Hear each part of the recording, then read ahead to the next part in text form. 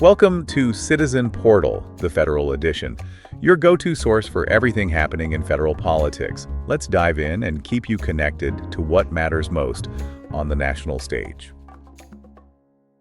Hey everyone, and welcome back to the Deep Dive. Today we are diving into something that affects all of us pretty directly: clean water. Yeah. And specifically, we're going to be looking at this House committee meeting from just last week about the Clean Water Act and how this law, which has been around for 50 years, is impacting new infrastructure projects. Yeah, we've got testimony from a whole bunch of different people, so we're going to break it down for you today. We've got state regulators, industry leaders from Steel Energy, and of course, members of Congress on both sides of the aisle. So a lot to unpack here. It is. And, we're going to help you cut through all that noise and figure out what it means for you listening to the show. Absolutely. So to kick things off, one thing that everyone at the hearing seemed to agree on is that the Clean Water Act has been a huge success. Right. You think back to those crazy pictures of like the Cuyahoga River catching fire back in the 60s. Oh, yeah. This law has helped prevent those kinds of environmental disasters. It's incredible to think how far we've come since then. And, the Clean Water Act has played a big role in that. For sure. So it sounds like things have gotten a bit more, complicated since then, because the permitting process under the Clean Water Act has become a point of contention. Some people are saying it's being used to slow down or even completely stop important infrastructure projects. Right. So we've got this tension between, protecting the environment and building new things. Right. So what are some of the specific issues that people are bringing up? So one of the big things that came up was this thing called Section 401 certification. Okay. And basically it gives states the power to basically hit the pause button on a federal project if they think that it's going to harm their water quality. That seems reasonable. Yeah, it's meant to protect states' local environment. Right. So, it makes sense in theory. So what's the problem with it? Well, the concern is what some people call scope creep. Yeah. So the argument is that some states are using Section 401 to address things that go way beyond just water quality. Like they're using it as leverage to get concessions on things that aren't actually related to the project itself.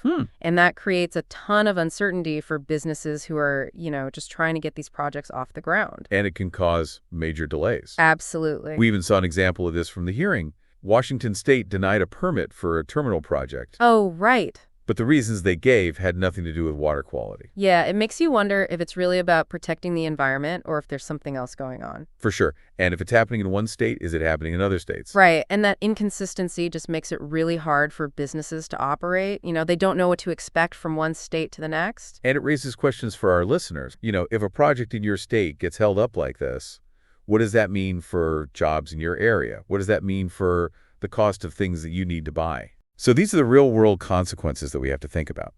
Now, another issue that came up was this idea of nationwide permits. Oh, yeah, NWPs. NWPs. Yeah. These are supposed to fast-track approval for projects that have minimal environmental impact. Right, like routine maintenance or small infrastructure projects. Yeah. Things that are generally considered pretty low risk. Exactly. And these NWPs are really important for time-sensitive things like repairing damage after a storm or, essential services for a community. But even with this supposedly streamlined permit process, Right. there are still problems. We heard testimony from Mr. Haston, who runs an electric co-op in Arkansas. Okay. He said that a simple repair to a hydropower plant was delayed for 9 months because of all this red tape. It was just routine maintenance. Yeah. And it still got bogged down in all of that. It's crazy. So if even these streamlined permits are getting slowed down, is the system really working the way it's supposed to? And what does that mean for bigger, more complicated projects? Exactly. The ones that are, really vital for the economy and for communities. Yeah. Mr. Haston actually called these permitting delays a hidden tax. What did he mean by that? He's talking about the economic impact of these delays. Think about it every month that a project is held up, the costs go up. Of course. And those costs eventually get passed on to someone. Right. And a lot of times that ends up being the consumer. So it's not just some, abstract problem. It actually affects people in their wallets. Absolutely. And it's not just about individual projects either. Yeah, when you're talking about these big infrastructure projects, these delays, they can have like a ripple effect throughout the whole economy. Oh, for sure. Like we heard from Mr. Hanners, who's with Nucor, the steel company. Right. He was talking about a new steel mill that they're building in West Virginia, and the permitting issues alone added $1 billion to the project cost. $1 billion. Yeah. Wow. That is just a staggering amount of money. Yeah, and it's not just about the money either. What about the impact on jobs? Mr. Hanners made it clear that these kind of delays, they can really jeopardize jobs. Yeah, if a project becomes too expensive or it takes too long to get started, companies might just say, you know what, forget it. Right, they'll take their business somewhere else. Exactly. And that's a big concern for American competitiveness in, the global marketplace. Absolutely. If we're stuck in red tape here, other countries are going to look a lot more attractive for these businesses. Yeah, it's a tough spot to be in, so we've got this balancing act. We've got to protect the environment, keep costs down, and make sure America stays competitive. Yeah, it's a tough one. It is. So what about the role of technology in all of this? Could that help us find a better solution? That's a great question. And actually, it did come up in the hearing. Okay. Mr. Singletary, who's a regulator from Oklahoma, talked about using, like data and these advanced mapping tools to figure out more precisely, which waters actually fall under the Clean Water Act. Right. So, if we could get everyone on the same page from the start, Right. that could help us avoid all these unnecessary disputes and hopefully speed up the whole process. Yeah, using technology to clarify things, that seems like a no-brainer. Right. So are there other ways that tech could help with this? Yeah, there's also the potential for using real-time water quality monitoring. Okay. So that could give regulators more up-to-date information. Right. And then they could set these permit conditions that are both protective, of the environment and also more efficient. Yeah, if you can prove that a project isn't going to have a negative impact, why should it be held up? Exactly. Right. Okay. So it seems like technology could be a key part of the solution. Yeah, definitely. But it's not a magic bullet. Of course not. We still need to address the underlying issues with the whole permitting process itself. Right. Especially when it comes to this Section 401. What were some of the ideas for reform? So a lot of the discussion focused on the need for more clarity and consistency in how Section 401 is applied, from state to state. Because right now there's a lot of variation in how they interpret and actually implement the law. Right. Which creates all this uncertainty for developers and can lead to that mission creep that we were talking about. Right, where they're using it for things that go beyond water quality. Exactly. So it sounds like making the process more predictable, yeah, more transparent so everybody knows the rules, and there are clear timelines for decisions that seems like a reasonable ask. Right. And there were some specific suggestions like setting clear deadlines for the states to review and act on those Section 401 certifications. Yeah. So that would help to prevent unnecessary delays and give those developers a little bit more certainty. Right. Okay. And what about the role of the federal government in all of this? Earlier we were talking about cooperative federalism, this idea of balancing federal oversight with, state-level implementation. Right.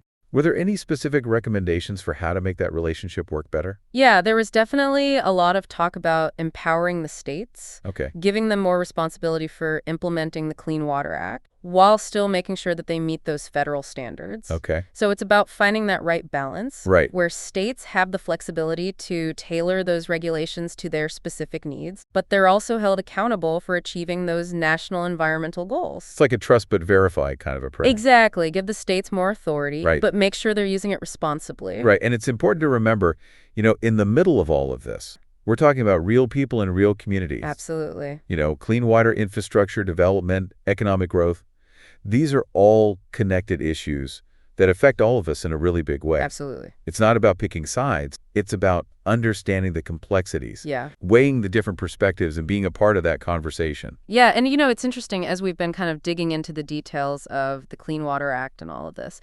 It's clear that there are just a lot of different opinions about the best way forward. Yeah. And a lot of those opinions really fall along those political lines. Yeah, for sure. We heard from members of Congress from both sides, and their views on how to balance environmental protection with, economic progress definitely reflected their party's stance. Absolutely. So, for example, some argue that we just have way too much government regulation, Yeah. that it stifles innovation and it makes it harder for businesses to succeed. Right. Mr. Hanners from Nucor definitely. He echoed that sentiment. He was really arguing for streamlining that permitting process, just making it easier for businesses to operate. Right. He said that would create, a much better environment for investments and for creating jobs. Right. And on the other hand, there were those who really emphasized that, the government plays a critical role in protecting public health and the environment. Right. They were saying that strong regulations are really essential to, prevent pollution and make sure that we have enough resources for, future generations. Yeah. Representative Sykes from Ohio, she made a really compelling case for that perspective. She Yeah. talked about the Cuyahoga River fires, reminding everyone just how bad things can get if we don't have those environmental safeguards in place. Yeah, that's a powerful image. And it really reminds us that, The Clean Water Act, it came about because we needed it. Right. It was a response to a real problem. Absolutely. And it's a testament to, what the government can do when it comes to, tackling these serious environmental challenges. And it makes you think, like, where would we be today without these regulations? What would our rivers and lakes look like? Yeah. What would the impact be on, our health? These are really important questions to be asking, as we have this debate about, the future of the Clean Water Act. Yeah, and speaking of, different perspectives, we can't forget about the role of these environmental advocacy groups. Right. Even though they weren't, specifically represented at this hearing, Yeah. their influence was definitely there. Oh, absolutely. They play a huge role in this whole debate. They act like watchdogs, Yeah. Holding both the government and industry accountable, protecting the environment. Right. They're raising awareness, they're mobilizing public support, and they often push for, stronger environmental protections. Right. And, they do sometimes get criticized for that. Yeah. Some people say that they're too quick to file lawsuits, Right. to, delay projects, or that they're advocating for regulations that are, just not realistic. Right. Or that they're too burdensome on businesses. Yeah. But it's a complex situation. For sure. And it's important to understand the role that these groups play and, the motivations behind their actions.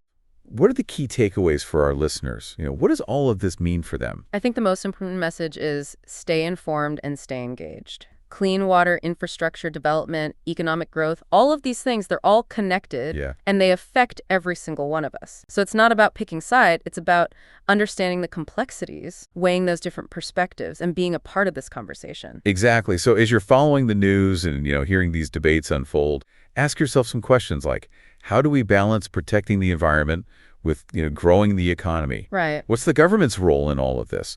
How can we use, new technologies and innovations to find solutions that work for everybody? Yeah, and most importantly, how can you make your voice heard?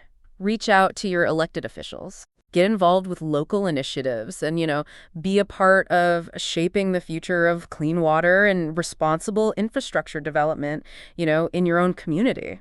Awesome. Well, thank you so much for joining us on this deep dive into the Clean Water Act. It's definitely a complex issue and one that's constantly evolving.